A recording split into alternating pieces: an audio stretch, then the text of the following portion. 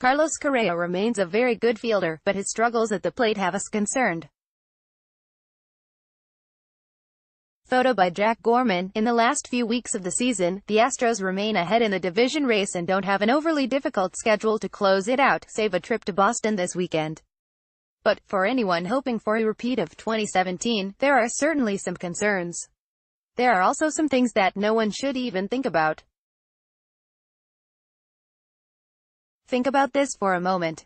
The Astros sit at 86-53, the exact same record they had last year at this time. So, for some of the struggles, they have amassed plenty of wins. This season, however, they have a much tighter division race and they've dealt with some key injuries. It's a mixed bag, which is why we have mixed emotions.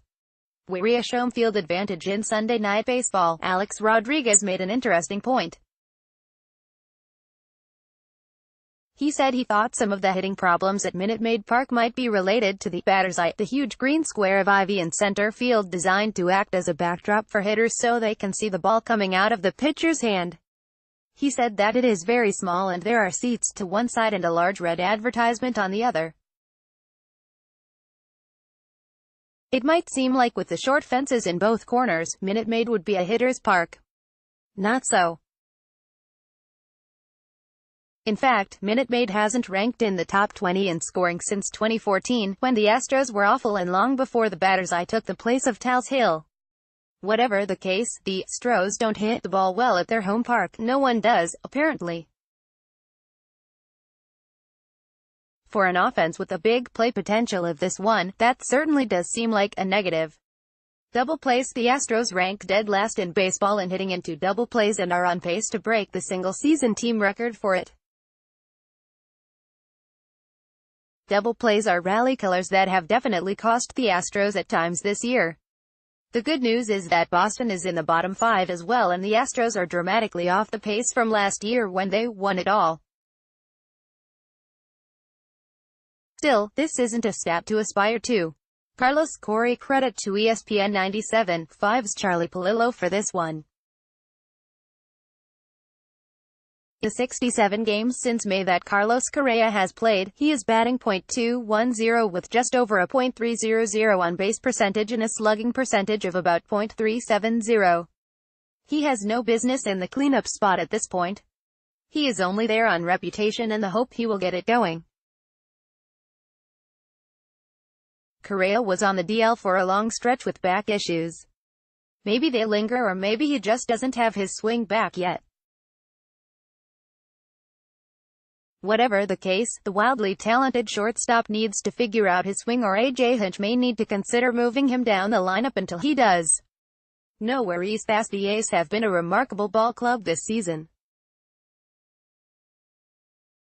In April, if you asked virtually anyone who might threaten the Astros in the AL West, you'd be hard-pressed to find someone who would say Oakland.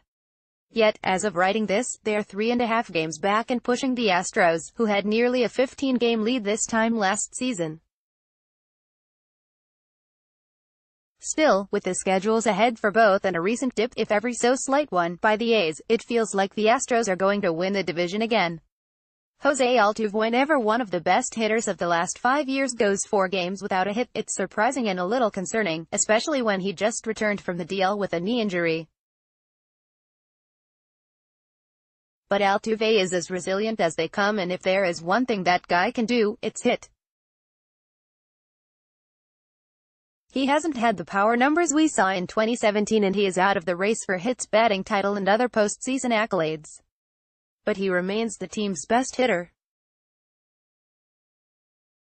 Sooner rather than later he will return to form and we'll all wonder why we even considered for a second that he wouldn't. The pitching last year in August, the chief concern for the Astros was pitching. Dallas Keuchel was struggling, Lance McCullers Jr. was hurt, the bullpen was gassed and the guy who pitched the most innings was Mike Fiers. Trading for Justin Verlander at the deadline certainly helped to change their fortunes, but even then they relied heavily on their historic offensive firepower.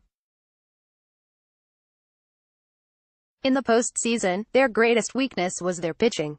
This season, it might be reversed. They have 3 legit number ones in Verlander, Keuchel and Jarrett Cole, and a bullpen that is loaded for the postseason. This is one area of the team that seems solid as a rock.